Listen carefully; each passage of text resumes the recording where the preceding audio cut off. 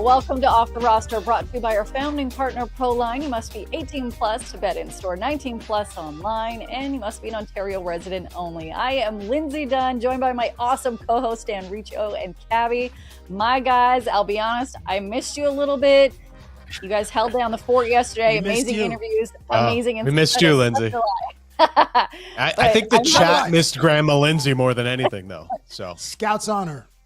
Grandma Lindsay is back. And yes, thank you for joining us, whether if you're watching us live on X or Twitter, as Grandma Lindsay likes to call it. Maybe you're listening later on Spotify or however you listen to your podcast. But if you are on YouTube right now, let's get this chat going right now. And if you don't know where to find us on YouTube, it's under the Nation Network. We are live every day from 10 a.m. to whenever.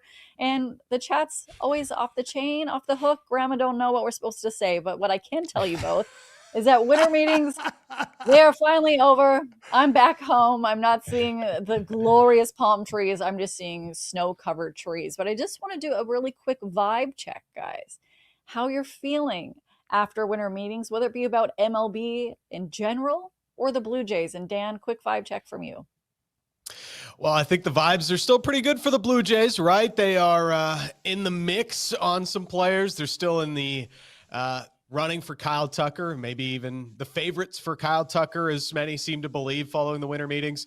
But, Pete Alonso signing with the Baltimore Orioles, you kind of feel like, okay, like the arms race is beginning. It's not just the Yankees that the Jays are going to have to worry about in the AL East this next year. There's going to be a bounce back from the Baltimore Orioles. The Dodgers are still doing Dodger things too. So, it's going to be tough to get back to the World Series. We all know that. The vibes are high. I mean, Dan mentioned the arms race. Kyle Schwarber re-signing with the Phillies is a bit of a shot, but Kyle Tucker's still out there, and Bo Bichette is still out there. Vibes are high in my household. I'm very optimistic about the 2026 Blue Jays. My vibes are not as high. Well, like They're about not? the Jays. What do you mean? Whoa. Grandma misspoke. The vibes are always high for the Toronto Blue Jays. And I laugh because, Cabby, you will catch yourself every once in a while talking about a team because you'll say we, and you're like, oh, no, it's them. But for me, we are really excited about the Blue Jays. I am a Blue Jays fan, and I will always shout that from the top of the rooftop. I don't care if it's unprofessional or not, but my vibes are not high about winter meetings. I was very grateful that I was able to attend them, but I find them, well, it was a waste of time. My eyes were open to the complete circus and sham that I now consider the winter meetings, where it's a lot of media and agents and teams trying to plant stories that may or may not be true. And we saw this unfold with a lot of media online saying, oh, this team is meeting with this person. And then the managers would come out and say, this actually didn't happen at all. And well, you found out that information was from the agents. And I was speaking to a couple of agents that were trying to get me to post some information out there. I was like, what? No, I know that's not true, but I see that you're trying to get your client a better deal or get that conversation going because the team was not responding to the deal that they were hoping to get in place. So for me, it was fascinating. But what we can take out of the winter meetings for the Toronto Blue Jays was it was not a loss. There's a storyline right now that the Toronto Blue Jays did not have a great winter meeting. And I was like, that's actually not true at all because they were proactive going into it. They made the big deal with Dylan Cease. I know Cody Ponce. That is not official yet, but those are big deals of them working on their roster. So overall, I think it was successful. You do not want them to rush into a deal and then overpay, which yes, they will have to do to get some players to come play with the Blue Jays, and you want them to play there. But I thought that they handled it really well. And the one amazing takeaway I had from this, from the agents and even some former players that I spoke to about the Blue Jays and the narrative, and we discussed this last week, has it changed around players wanting to come play for the Toronto Blue Jays? And two agents told me, unprovoked, that it actually changed this narrative back in early part of the season when they signed Vladdy to that historic deal. A lot of players view that as they are investing in their players. They invest in winning and that they want to see this team succeed, and how they were aggressive in the trade deadline, taking a chance on Shane Bieber and a number of other players, that it voted really positively with other players around the league, so that the Jays are a genuine top market and are in those conversations. So years previous, when they're like, oh, the Jays are in the market, for the most part, they actually were not in the conversation, but they are, and they are there to stay. They are a team that, players are looking out for, and a lot of agents want their players to play on that roster. However, it ended with this soundbite from Ross Atkins, which has a couple of fans pretty spicy right now. Here's what he had to say on SiriusXM around a very positive potential former Blue Jay. Continue to think about ways and opportunities that present themselves, but love the position player group that's coming back, love the versatility, the ability for guys to play different positions, and across our infield, within our outfield, we have a few guys that we feel comfortable playing center. We have several guys that can play shortstop, and guys that can move from the infield to the outfield and vice versa. So some depth in our system that allows a great starting point, well, better than starting point on the position player side. So feel like we have a good team. If opportunities present themselves, we certainly want to stay agile, and we'll present those to ownership. When you evaluate Bo Bichette, is it as a shortstop or a second baseman? He can play the position. He can play short. He is, an incredible player that would make any team better, and don't doubt his ability to play multiple infield positions. But how do you see him, as a second baseman or shortstop? Or does he have a strong preference in that too? If that were to come to fruition, we would work through that with him. Yeah. And I would let him lead that narrative. Dan, I saw your eyes for a moment, your reaction to Ross's comments. Well, the first thing is stay agile. This is okay. Ross Atkins has won me over after the way that the Jays finished the season, but this is one thing I'll never get over. The stay agile thing. This isn't a yoga class or some corporate meeting. You're talking baseball, man. Come on. Stay agile. What are you gonna do? You're gonna circle back with Bo Bichette in a little while? I hate this corporate lingo more than anything. So the whole stay agile thing. You're just trying to sound cool because you don't know what else to say, Ross. Stop it. Also, let's have those reports EOD. Let's get that stat sheet in EOD, please. Thank you very much. But the way that ended on Bo Bichette, it's not the most confidence-inducing if you're hoping Bo Bichette remains a Toronto Blue Jay. Just reading between the lines, and maybe that's something you shouldn't be doing, but I can see why people are reacting the way they are reacting to that comment, because it just doesn't feel like Ross is optimistic or confident that they're going to bring Bo Bichette back here. Can I quickly interrupt my friend, Tabby? I want to break some news. Go, please. Break the news. It's not worth interrupting you for, but the Toronto Blue Jays making it official that they have agreed to terms with right-handed pitcher Cody Ponce on a 3-year contract worth $30 million. So it is official. Cody Ponce is a member of the Toronto Blue Jays organization. Oh, I thought that was already it was not official. And about 45 seconds ago, I said it's not official yet. But hey, guess what? 6 minutes ago, it officially became official. All right, now let's hear your take, Cabby. Well, just one interesting choice of words that Ross Atkins made there. He said, Bo Bichette would make any team better, not makes our team better. So it's again, I know it's the internet detectives like to parse language. I just found that a little bit odd. And you right off the top, Lindsay, you're sometimes I say we about Toronto teams, whether it's the Blue Jays or the Raptors or whatnot. It's just interesting you didn't say makes our team better. So I don't know if he's showing his cards or whatnot, but it's interesting. It is very interesting. I'm moving the chess pieces around in my head, and it's well, if you sign Kyle Tucker, that means Addison Barger's probably moving to third and Ernie Clement to second, and then you have Andres Jimenez at short. So is there really, are you going to spend another $250 million on Bo Bichette at that point? Not my money, so I would do it. But yeah, I'm trying to be optimistic in my head of how the pieces would all fit together, and maybe it's just more likely they sign Kyle Tucker right now. That's the way I'm choosing to think about this right now. Yeah, it's not my money either. So let's absolutely make it rain, Toronto Blue. Keep those players coming. I do not care. I just would like to see all of the great players play on the Toronto Blue Jays and then make it back to the World Series and win. Hey, I can hope. I can dream. But I believe in that team. I believe in our team. I'm going to say ours. But hey, John Schneider, manager for the Jays, he also said that they would love to see Bo Bichette back. He's been around him since he was in the minor leagues, whatever you want to call them, AAA, single A. But I did speak to a couple former Toronto Blue Jays when I was in Orlando for the winter meetings. They were participating in a couple golf tournaments, and I wanted to ask them about something that happened during the World Series run. Russell Martin, he threw out one of the ceremonial first pitches, and he had the crowd going. He was so excited. So we just released an episode of 6 Inning Stretch yesterday with Russell, and I had this fun little moment that really shocked me. What were his emotions when he threw out that ceremonial first pitch? More nervous during that than when I actually played. See, I wanted to ask. Everyone they lost it when they heard your name, and then you have all your buddies sitting up there, and like I felt like they were gonna razz you. Did you see JD's first pitch? He threw the shit out of it. He threw a missile. He throws harder now than he did back when he played.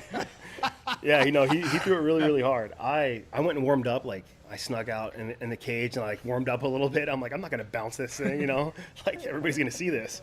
So I went and warmed up a little bit, and I threw a strike. Was happy about it. I actually have. I'm just gonna, I have a 0 ERA career, by the way. 5 innings pitched. Wow. It will be interesting. And yes, that is not, if you're watching, that was not Danny Green sitting here with Cabby and Dan. He was here yesterday, but I was jealous. So I said, hey, put him on screen so it can feel like I was part of this interview. But we're going to have Tyler Heineman, current Toronto Blue Jay catcher on. And Cabby, I want you to ask him about how he handled pitching during the games, because I always am so fascinated when pitchers or when position pitchers have to pitch. Like, come on. I love that Russell Martin is like, yeah, just so you know, here are my bona fides. I have 0 ERA in five innings pitched or 5 appearances. I love that. Like, yes, you got to remind people sometimes. And salute to you for throwing a strike. And I didn't know that. I didn't see the Donaldson first pitch, and he said he threw the shit out of it. He said threw a missile. I wonder if they have the gun on like anybody, like the broadcast had like the speedometer going on his pitch. But that's a great clip. It's weird, not weird, but unexpected to hear that Martin was more nervous about throwing a ceremonial first pitch that has 0 consequence to the game than actually playing in the multiple ALCSs that he played in with Toronto against Cleveland and KC. What to me was even more shocking out of the entire couple days I was in Orlando was Josh Donaldson's response to throwing a ceremonial first pitch during the playoffs. Here's what he had to say. No, I didn't tell him, but I was definitely in the batting cage before, loosening up a little bit, and I made sure I went and got one of those pre-rub balls. I wasn't about to throw a slick ball in there. And I said my best bet to throw a strike is to throw it hard. If I throw it soft, it could go anywhere. When was the last time you threw a baseball? Because I have not thrown one since I retired. It's been a while. Probably since, when I threw BP to one of my buddy's kids back home, but not hard, not firm. So I saw the pitch. It was... I want a gun on it. It was coming in. I was like, damn. I told him, I was like, I'm going to throw it hard. And I gave it. It was right down the middle. I got lucky. It was to Ty France, and I actually asked him after, like, I was so surprised that Ty didn't like wave his hand like it was hot. And Josh is like, KB real, it wasn't that strong. It was a missile, guys. It was insane. And all I know is I'm going to start the campaign right now for us, OTR, to throw out a ceremonial first pitch. I don't care what league it's in, but it needs to happen. I want to see one of you do a cartwheel, maybe do the splits before you throw it. I think it needs to happen. Yeah? Maybe Dan could be on my shoulders, and then we can have like a long overcoat, like we're two 12-year-olds sneaking into a rated R movie. Yeah, maybe that's it. And then maybe we go to Savannah. We go to the first pitch at a Savannah Bananas game.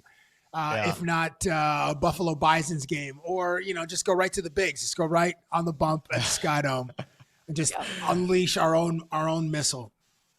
Jays, we're so nice. A ceremonial return to the Vancouver Canadians for me, and maybe I'll even run in the sushi race during the 7th inning stretch. So nice. I would love that. But yeah, we're just so nicely putting out this offer to Toronto Blue Jays that we're willing to throw out a group ceremonial first pitch at any time during the season. It will be great for you to have us three there. But you know what's been great about us three? Yeah, I feel like we are responsible for the Toronto Maple Leafs going 4-1 in the last little run, because it's when we launched our show. So yes, You are welcome, Toronto Maple Leafs. You are welcome to the fan base, and you're welcome to everyone on YouTube chat who is really excited about the Leafs. Some of them really aren't. I know they're not excited on our chat right now. But what do you think has been the reason for this slight turnaround, I guess we could call it, Dan? The biggest reason for the turnaround for me is pretty simple and goes hand in hand with, hockey cliches of years past. But the Leafs goaltending has been unbelievable in these last 5 games. You look at their numbers, and whether it's Dennis Hildeby or Joseph Woll before he went down with injury, at 5-on-5, their save percentage is over 98% right now. They're 14 goals for at 5-on-5 and just 2 against during this run. It's incredible. The Hildebeest has lived up to his name. Joseph Woll was great before he had the injury. And you think back, they overplayed Anthony Stolarz. His effectiveness wasn't going as well. Then he ended up getting hurt. They had that Caden Primo situation, which also wasn't really working out. I'm not sure why it took them so long to get to Dennis Hildeby, but he's obviously been a calming influence and the biggest reason, he's also the biggest player, but the biggest reason that they've gotten more wins lately, and they need that goaltending to continue. For me, that's the absolute biggest reason for the Leafs turnaround right now. And something that I guess, you said it perfectly, Dan. And I guess a couple of things that I'm looking forward to watching tonight as the Leafs could potentially roll over the San Jose Sharks is how does William Nylander respond to being demoted to the third line after Bobby McMahon is serving a 1-game suspension tonight. And Craig Berube said he's challenged William Nylander to work his way through it. He hasn't scored in 4 games, or he's scoreless through 4 games. And good teams should beat lesser teams. I shouldn't say lesser. Good teams should beat teams that are struggling. And the San Jose Sharks have won 1 of its last 7 games. So I want to see how William Nylander responds. And I'm excited to watch Macklin Celebrini play. He's only played in Toronto once. He's been held off the score sheet 9 times this season, 3 in the last 5 games. So I actually want to see how he responds on a bigger stage because Toronto is a big stage. And certainly for somebody who plays in San Jose. And I had a friend, I'm gonna call him out. Coach Chippy told me in the summertime, we're in Montreal. He said, Macklin has more talent or more skill than Connor McDavid. I didn't punch him in the face, but I turned around and I yelled, what? Whoa. Connor McDavid is Leonardo da Vinci. Take. Are you saying that Macklin is a Rembrandt? He's Picasso? No, man. It's the McDavid is mother bleeping Da Vinci. Anyway, so if Macklin has this skill set, he is artful with the puck, artful how he carves up the defense through the zone, in and out, all that. I want to see it tonight. So I challenge you, young fella. Give us Picasso tonight at Scotiabank Arena. Come on, take on Cabby's challenge, and Cabby will be the hero when it potentially happens. But we also need some art on the ice from William Nylander, who's had 0 goals in the last 4 games. We know that he's moving to a different line going into it tonight. But here's what he had to say when asked about the Leafs power play, which has been a hot topic of conversation on every show, including ours. What else do you want to see from the score a goal, maybe. That's all. What do you want to see from the Short and sweet. Boom. So, Dan, what would you like to see from the power play? Score a goal. The official number is 10 for 72 on the season. It's wow. It is grim right now for the Leafs power play, and it's there is so much talent there that they should be better than what they have been. I like some of the things that we were seeing in the last game. Obviously, it didn't come through, but Nylander's a big part of this. And I know he's going through something. He's obviously nursing some kind of an injury, but there was a point this year where he was on pace to test Doug Gilmour's franchise record for most points in a season. And that's tailed off a little bit with this recent slump. But Nylander, for him to get going, the power play is a great spot to do that, especially now that he has been, I guess you should say, has been demoted to the third line for whatever reason. But it's going to look like a demotion no matter how you slice it on when the lines come out tonight for the Leafs and San Jose Sharks. Cabby, what are your expectations, or how are you feeling about the Leafs going into tonight's game? Optimistic. I mean, we've seen the bench, the depth with the bench, with the role players carrying a lot of the load when the top line, the top 6 guys haven't really been lighting up the lamp as much. Listen, San Jose's defense sometimes is optional. So this is an opportunity for Toronto to, get 4, 5, 6 goals tonight. And I also want to salute Tyler Toffoli, who's from Scarborough, and he's very proud of being from Scarborough.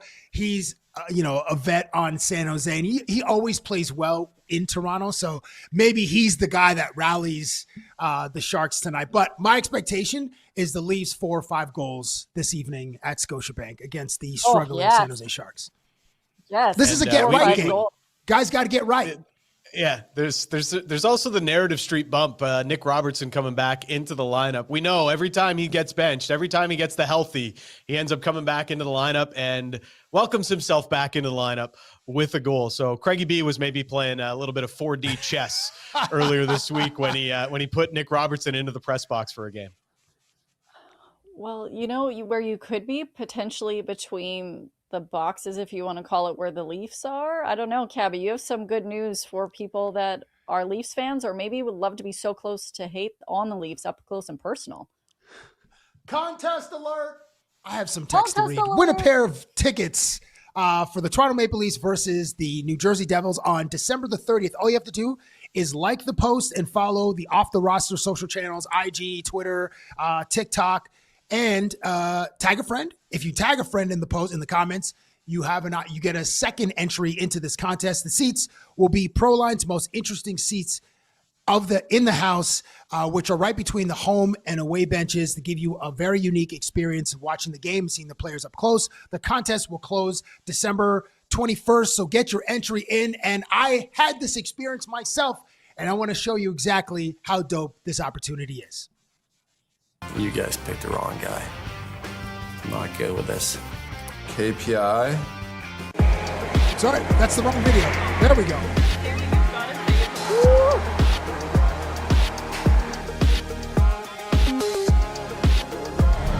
Let's up score. Woo. Okay. We got a game, ladies and gentlemen.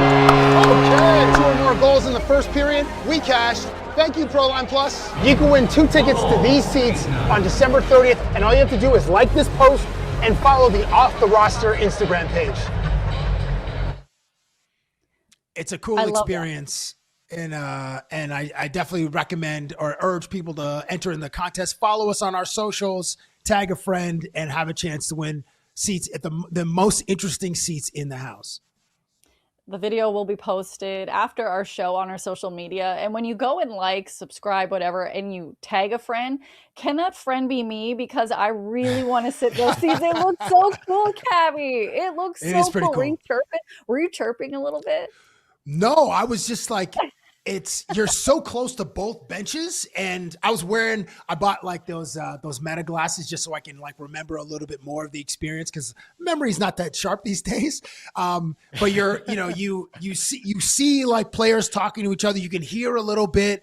It's pretty cool. It's very unique. You never know what's going to happen at a game, right? Like remember earlier this year when Mikko Rantanen hit Romanov of the Islanders, and then Patrick Waugh is going off on Mikko Rantanen in between the benches. Like you never know when Patrick Waugh many eons ago was basically trying to fight Bruce Boudreau between the benches. If you're sitting in that seat, you never know what might actually happen when you're at that game. So December 30th, you're going to want to be a part of this contest. Dan, please go to Instagram after the video is posted and tag me as your friend so we both can go. I want that experience. I'm so excited for whoever gets this experience. And also thank you for listening and following along. And if you are not watching right now, go to our YouTube.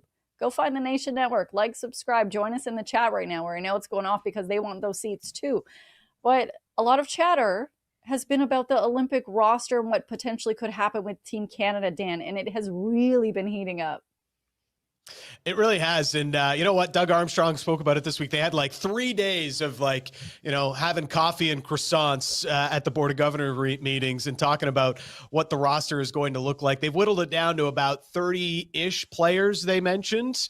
And all of the players from the Four Nations roster are still up for selection. So that kind of leaves us like 8 to 10 players that are on the bubble that are pushing. And I really think it comes down to a handful of guys. And the most interesting ones for me are Macklin Celebrini playing tonight at Scotiabank Arena. What he's done as a 19-year-old in the league just doesn't really happen.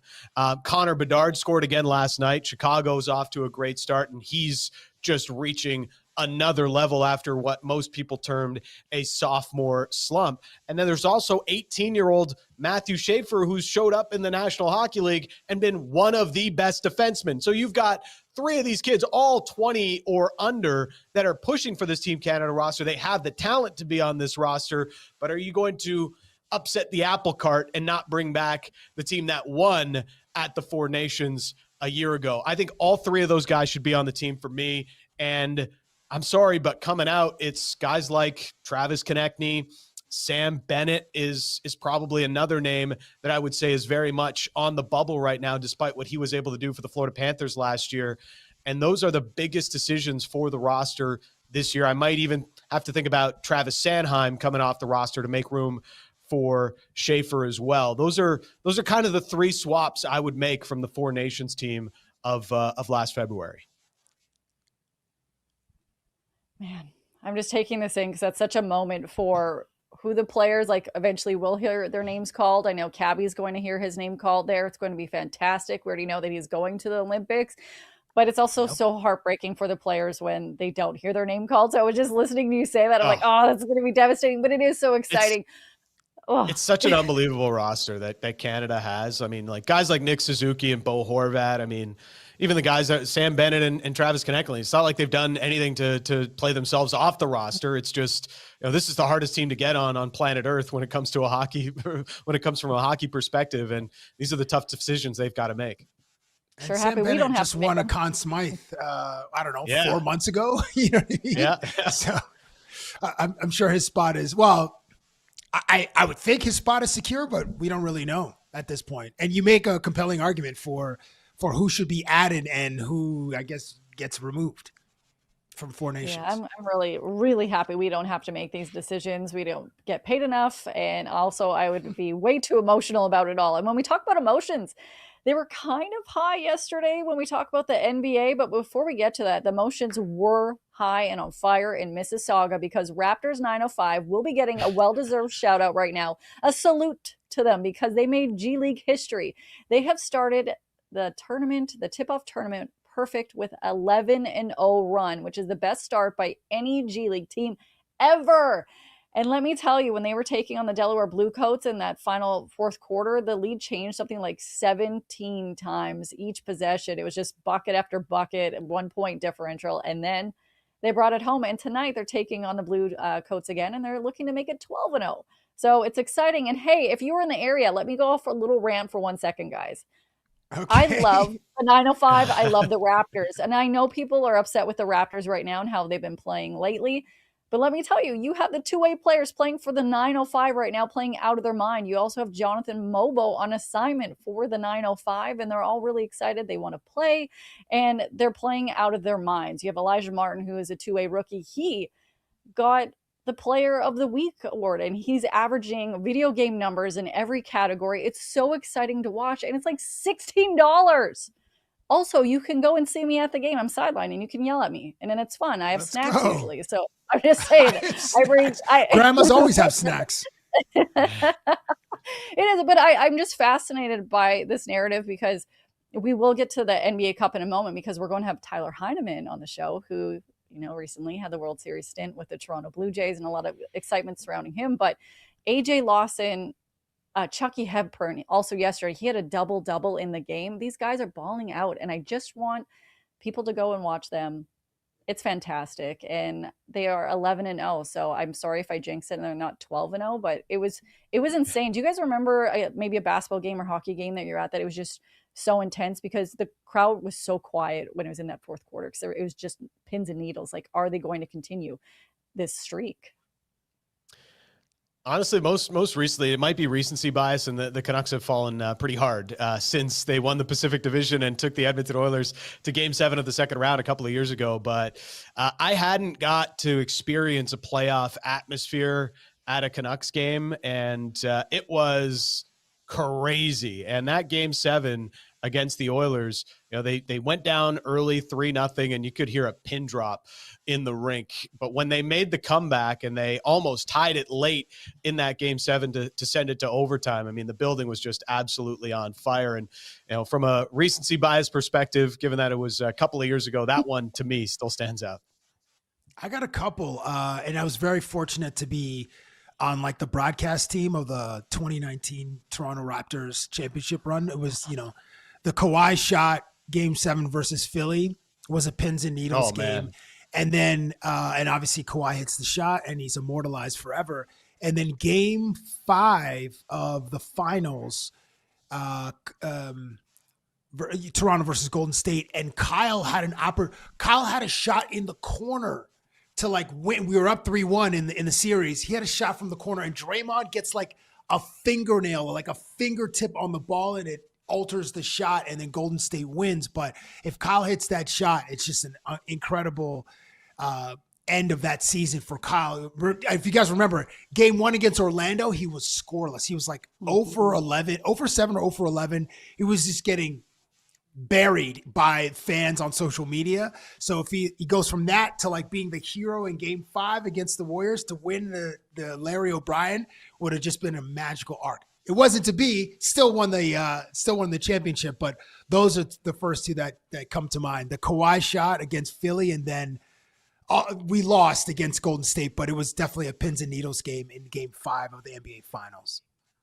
When I can actually still hear the ball hitting the rim for Kawhi's shot, and just forgetting that like time existed. I don't know if I was like actually breathing in the arena, and I had the mic in my hand.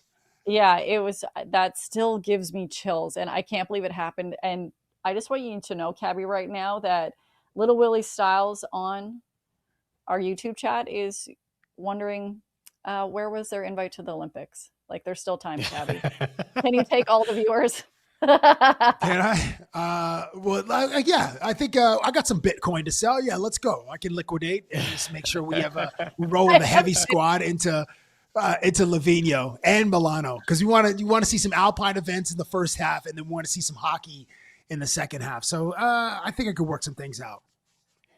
Let's go to the NBA Cup now, because maybe there'll be a crazy shot that happens that advances. But last night we saw the Oklahoma City Thunder completely dominate, which, hey, news alert, that's happened all season long if you haven't been paying attention.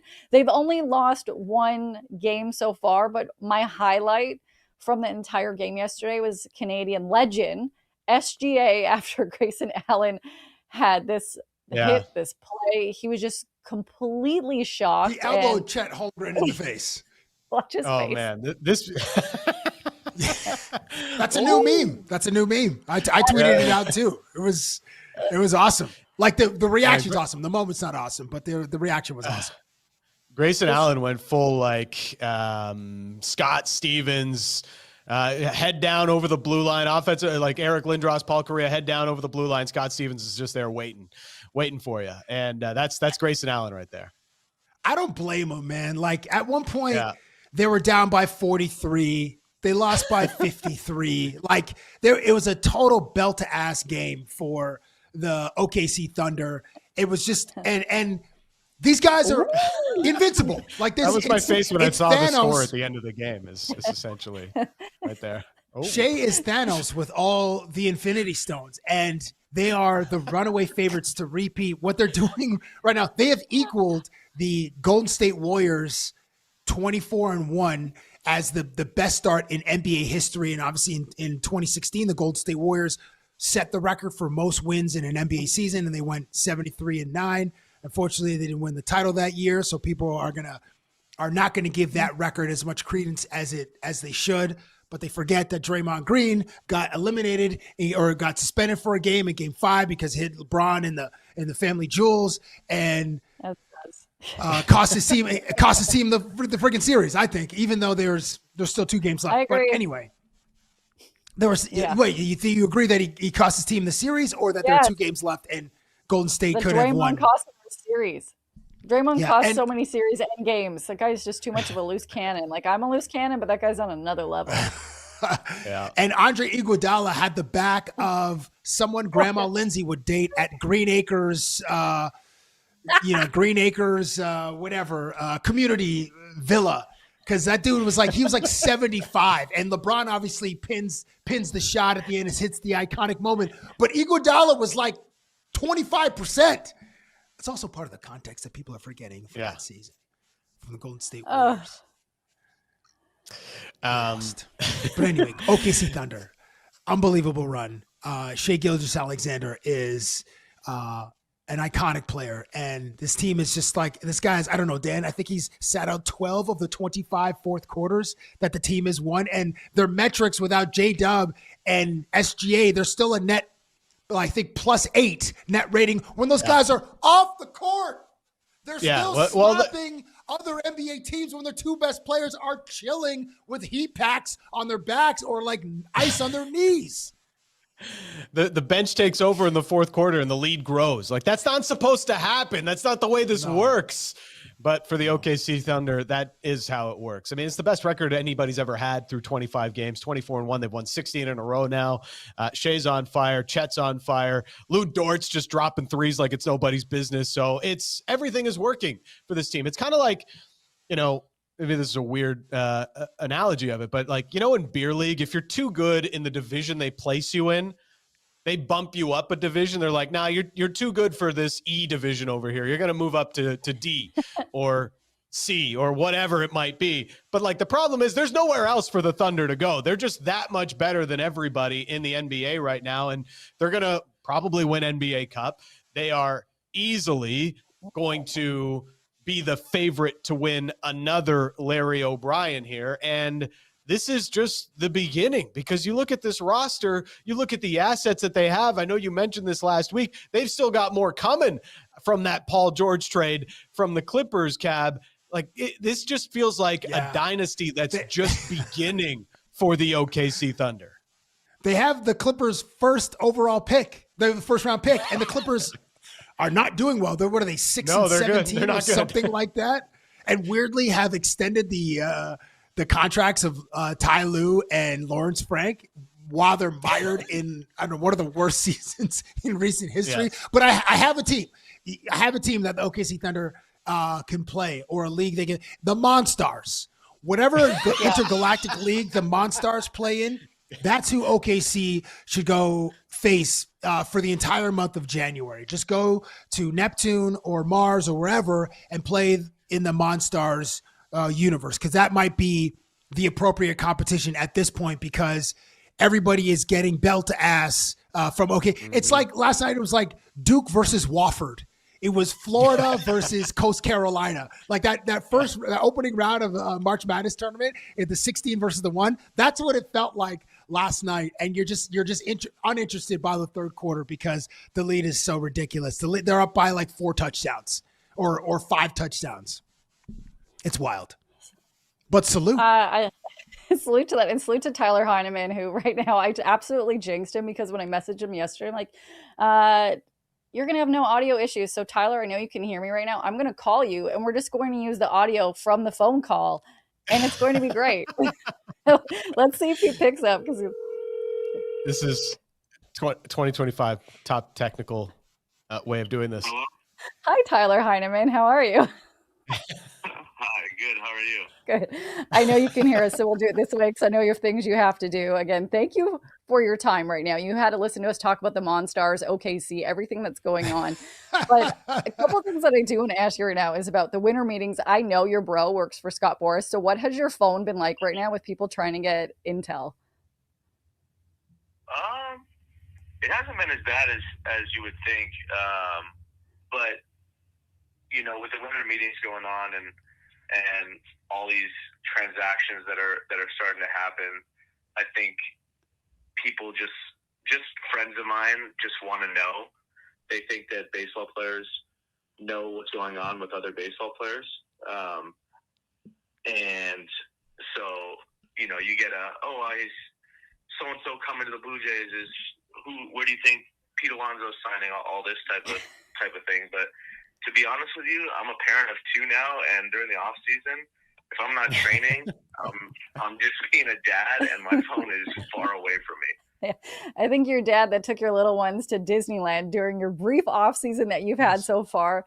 And I remember being at Dodgers Stadium at the field talking to you during the World Series. You're a California kid, you know, going right into off season, getting to be dad mode. Have you even had time to truly actually reflect what happened? And are you looking at this as such a positive experience, or sometimes as a play just replaying in your head? I think a little bit of both, honestly. I mean, I think it's a positive experience in general, just because the Blue Jays haven't been to the World Series in 32 years, and you know, we had such a special team and a special run, so we'll always be able to hang our hat on that. But also, you know, it left us, like I said earlier, left a sour taste in our mouth, and we want to be back. And I think, you know, the brass, Ross and Mark and Schneider are they feel the exact same way. You know, they're being pretty darn aggressive in this offseason, and signing Ponce, signing Cease, and being aggressive in the reliever market and getting the bat and stuff. So you're hearing a lot of buzz about the Blue Jays, and I think for good reason. And I think Cease in his press conference even said, like, hey, let's try and told Scott Boras, let's get a deal done with the Blue Jays, because either he saw the run and saw how amazing the fan base is, or just saw our team chemistry or whatever. But I think a lot of things are starting to turn, and Mark and Ross are using that to their advantage right now. I don't know if you can hear my awesome co-host, but Dan is going to ask you a question. If you can hear it, I'm just going to repeat it for you. So Dan, what do you got? So John Schneider mentioned he hasn't watched Game 7 back in full yet. Are you the same way? He said that John Schneider has not watched Game 7 back in full yet. Have you? No, I haven't. I've had a lot of people tell me, you know, how amazing the series was, and you know, one of the best World Series of all time. I think I can only speak for myself, but from the standpoint of other players as well, I think, you know, it just felt like a game, and it felt like a game that we were doing our best to win. And so I think the commentary and all the play-by-play stuff would probably make it more iconic than, you know, when you're in the game or in the stadium, it's not the same as watching on TV. So I think there's a point where I will watch that game, but right now I'm just trying to focus on being a dad and trying to focus on trying to find a way to get a little bit better for next year and try and help the team as much as I can next year. I know there's some uncertainty around who's going to be on the roster next season, but Mad Max this year, quite the storyline. A lot of people are asking, did Max ever get mad at you? Yeah, I mean, Max got mad at me many times. I think that's just part of being a catcher. You know, you take the brunt of some criticism and some stuff. If your setup is not the way that a certain pitcher wants it, or your glove target is not in the position that it needs to be, but that's part of our job, I think. And you know, we never take it personally. I personally don't take it personally, and I know that Kirky doesn't take it personally, and most catchers don't. So you kind of just got to roll with it, and that's how Max is a fiery guy, and he's very intense. So when he's like that during the game, you stay with it, and you try and please him as much as you can, and get on the same page as him. And then after the game, I mean, he's just a normal guy. That's just how intense he is and how focused he is while he's on the mound. Well, Max Scherzer, obviously a name that's picked up a lot. Cabby had this question for you, and it is like, who was one of the most particular pitchers not named Max Scherzer on the roster, and why were they so particular? Chris Bassett for sure. Chris Bassett is very particular.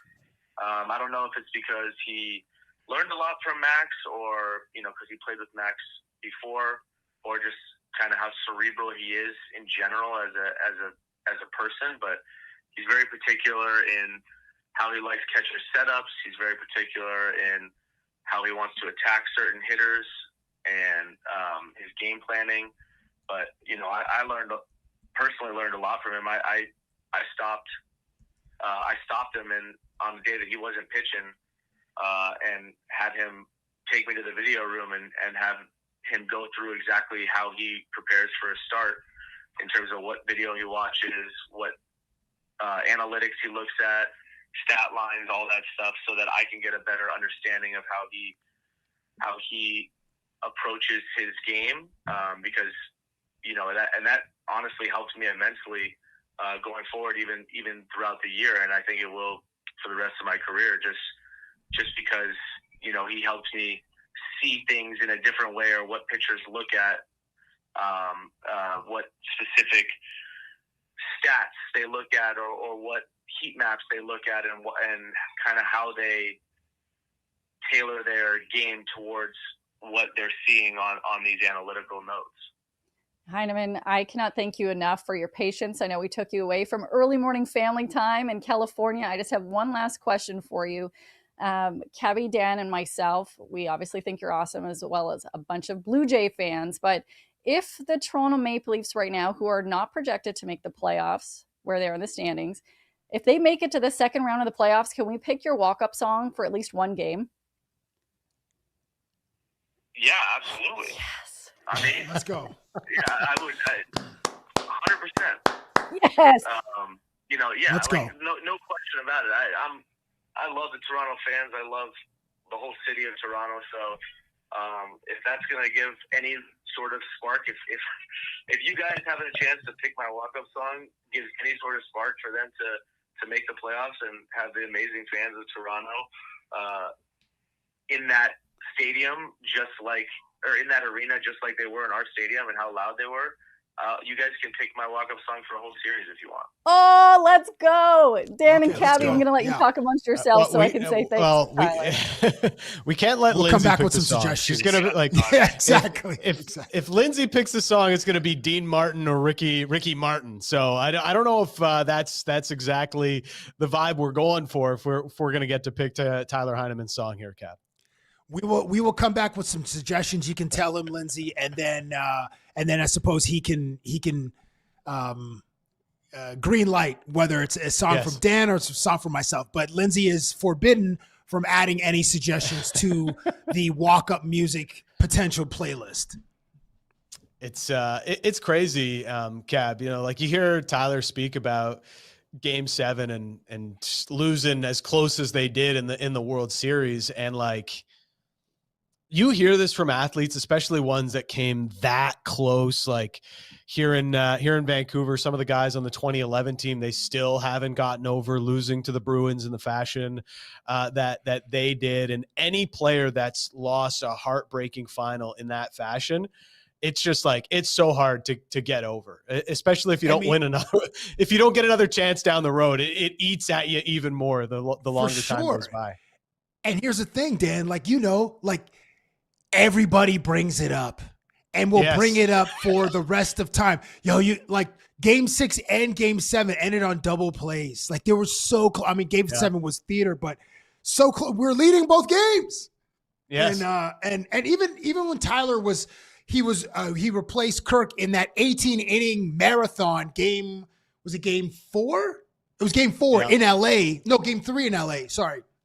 Yeah. So like people will, I'm actually not sure if they'll bring that up to him, or like, what was it like to play in, a game that took 17 hours or whatever it was. But hopefully he has in his career has a chance to redeem himself, or the team has a chance to redeem itself. And the thing that they bring up to Tyler for the rest of his life is like, what was it like to finally win versus what was Game 6 like, bro? What was Game 7 like, bro? Like the two that, we lost to, unfortunately, hand the LA Dodgers. Here you go. Here's another World Series, you mother bleepers. Yeah. Go add to your display case, your museum in Dodger Stadium. I think we do have. I don't know Lindsay if I'm going to now. get over it. I don't know if any of us. If we're not even on the team. We may never get over it. It's still too fresh. It's still too fresh. I need to defend myself right now real quickly about what my World Series song or the walk-up song would be. And I'm not sure if you We heard don't want to me. hear I it did. because we No, know I'm it's from not. 1951.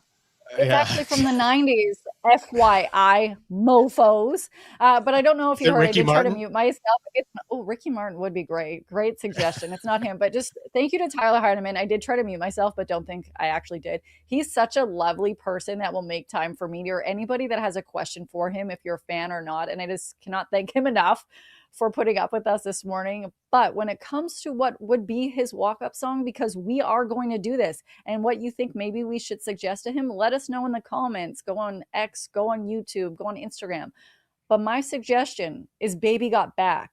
Can you imagine him having to walk up to, I like big butts and I cannot lie? Like, that's not a bad one. I mean, he's not Cal Raleigh. It would make more sense for Cal Raleigh, the big dumper, but it is a, he ate our food too. But we did get that W. More importantly, salute to George Springer once again, your guy, Lindsay. It's a funny song. That's a pretty good one. You've kind of redeemed yourself, Lindsay. That's a pretty good one. Almost in this century. Here we go. Well, yeah, I can't wait because he's serious that we can pick up his walk-up song when it comes to around the Blue Jay or the Leafs and the playoffs. So let's go. What we need to happen is the Leafs to beat either Ottawa, Tampa, probably Florida in that first round. Ottawa, Tampa, Florida. I mean Montreal, but it's probably Ottawa. It's probably Florida or Tampa, as it always is in the first round. But here's the thing, unless someone sends him the video, he's just going to think I said the playoffs. So I could cheat the system a little bit and be like, hey, you said like to help them get to the playoffs. So let's just start your season off with whatever we want. Let's switch it every day. But when it comes to the Toronto Maple Leafs, they put out a fun little video on social media. Salute, hats off, tip of the cap to their social media team. And it was the Leafs roster answering what some office terms are. And I'm curious if you guys know what this means. You guys picked the wrong guy. I'm not okay with this. KPI? No. I don't even have a sniff of some kind of business metric. Kinetic performance and toe. The only word I start is kangaroo. Key personal indicator. Keys, close. pen, iced coffee. I want to say consumer price index, but I feel like that's not right. Key performance interview, integration, intel. I don't know. I don't care. It's something key performance. Indicator. Yeah, that was not in my top 100 things I was going to guess. Yeah, key he's got it. performance indicator. Yeah, key performance index. Key performance indicator. That's right. Yeah. Yeah, that makes sense.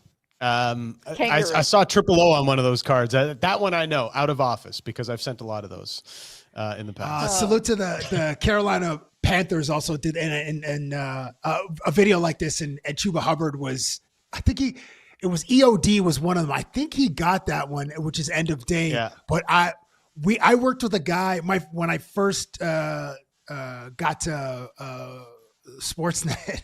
There was a dude who was on, God, I don't even like not the insights team. Actually, not really sure what his role was, but would always be the way that baseball nerds talk about FIP, BABIP, ISO plus, exit velo. Exit velo is not an acronym. What's another FIP? Yeah, ERA plus or whatever. He's spoken KPIs, APIs, EOD, EOW. Like that was the way that he spoke, and I was just like, I'm in meetings on Zoom or whatever. I'm just like, I'm Googling like, what the bleep does this mean? So it's no surprise that the athletes are shielded from all this marketing jargon, office speak, and it's funny for us or anybody who's worked for a big company to experience some of these terms these highfalutin terms that people throw around to like show that they're like smart and like, oh, I'm all buttoned up, like I know I speak in this particular way. The way that baseball nerds WRC Plus is another one. These are all very good stats that I know nothing about. But you at least got some of the you got the stats down, Cap. WRC Plus is one that's actually a pretty good metric. I do want to add, I want to ask Ross Atkins, what does stay agile mean? Like, what is your definition of stay agile? Since we're using it as often as we are when we're talking about the Blue Jays roster. Yeah. We're going to stay agile this offseason. What? I don't know what that means. What does that mean? The way that happened right now for those just listening is it was all three of us on screen, and then it was just a shot kind of deadpan of Dan being like, what is stay agile mean? And I'm sorry. It was so funny to me. I just snorted and now I'm embarrassed and I need to bring it up. But something that I'm not embarrassed about is, yes. Oh, sorry, I was going to say for the audio audience, I'm sorry that we didn't acknowledge this right away. The video that we showed was the Toronto Maple Leafs, and they were trying to decipher what the acronym KPI stands for. So we didn't properly make that, give you the content. So our bad on that one. KPI for every day will for be those listening. Every day will be my bad for those listening. I'm so sorry. I'm so in the moment of seeing your guys' face and talking about what's happening. But I wanted to ask you, not a business term, but a Gen Z term, because I am up on the lingo, the slang, on the down low, whatever, Gucci. You are not any of those things, Lindsay. I'm none of these. And it's funny because I will let you know that Whit Merrifield absolutely grills me over text because he will say, like the other day, he said Gucci. I'm like, huh? Yeah. And then everything's he said, good. dang or bet. I'm like, what are you talking about? I'm like, you're not cool enough to use any of these terms. So I looked up a term that Gen Z uses, and I want to know if either of you know what this term means and if you can use it in a sentence. And that is, this better not be 6'7". Why would you say it? It's banned on the show, and that the chat's gonna. I know Little Willie Styles is gonna love that in the chat right now. But the word is yeet. Yeet. Oh, well, there's a hip hop artist named Yeet. Yeet. I know there's a wrestler. I don't even know who he is, but I was at Survivor Series in Vancouver, and this guy comes out and everybody's just yelling "Yeet" at Rogers Arena, and I don't know what's happening, but it seems fun. I still don't know what Yeet means though.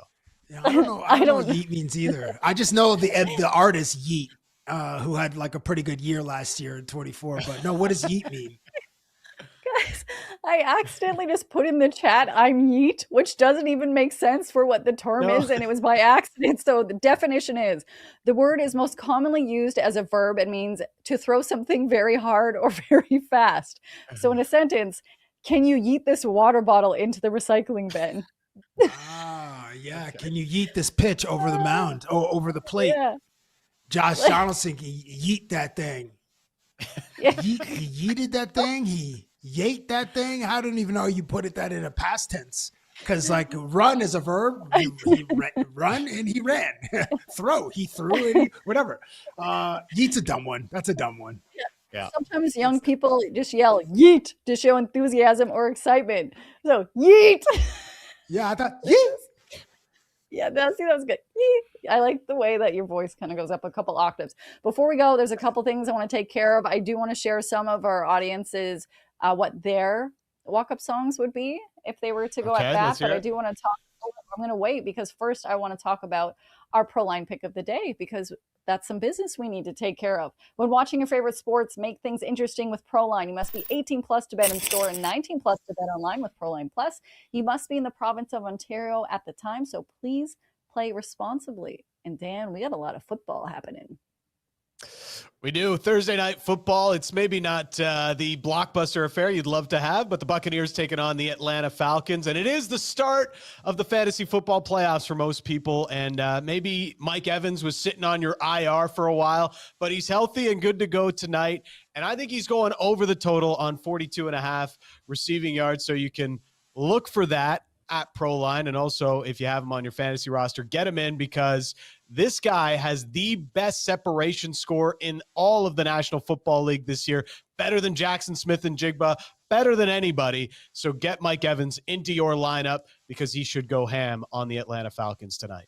I like the pick, homie. I'm going to stay closer to home at Scotiabank Arena, and I want to see how William Nylander responds to Craig Berube demoting him to the third line. In fact, I'm going to bet on it for entertainment purposes only. Willie hasn't scored in 4 games, and when you bench a player or you demote a player, it is meant to motivate said player, and Willie will be motivated to light up the red lamp tonight against a team who plays optional defense. Let's go, William Nylander. Anytime goal tonight at Scotiabank Arena. I hope he eats the puck in the back of the net. Guys,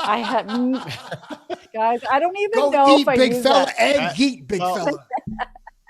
Technically, that would be a disallowed goal because you can't throw the puck into the net out. So that would. Right. Yeah. Nerd. Good point. It's a good technicality, nerd. Yeah. All right, before we let you go, thank you for everyone joining us right now. If you are listening anywhere, make sure to go to YouTube, find us under the Nation Network, like, subscribe, let us know how to not use the word yeet properly. But when it comes to the walk-up songs, I'm going to share 2 right now. The first being Justin, who says that theirs would be Good Luck, Babe. Do you know the song? Chapel Roan. Yes. That is a solid choice. And then Little Willie Styles pick the Imperial March from Star Wars. Oh, yeah. Yeah. But we're not the evil empire. That's the Yankees lose. That's their theme song because they're the evil empire. Yeah. But it's a great piece of music from John L. Williams. Wow. Maybe something else. Also, Maybe what's the he was picking his own walk-up song, Cabby. Okay, yeah, sorry, Willie Styles, my bad. You know what? For next time, you can pick what everyone listening's walk-up song would be, Cabby. I actually think that they would love it. Actually, next time, let us know what Dan's would be. We'll see what's happening. No, nobody wants that. I'm a tremendous playlist maker, by the way. I have exceptional musical taste. So if Dan, you need a playlist, I got you, bro. And Lindsay, I absolutely need to reset your algorithm and hit you with some new music. Challenge accepted, buddy. Thank you to everyone who joined us for today's very unhinged episode of Off the Roster. Yeet! Hope you enjoyed this video. If you want more Off the Roster content, make sure to like and hype this video and subscribe to the Nation Network YouTube channel.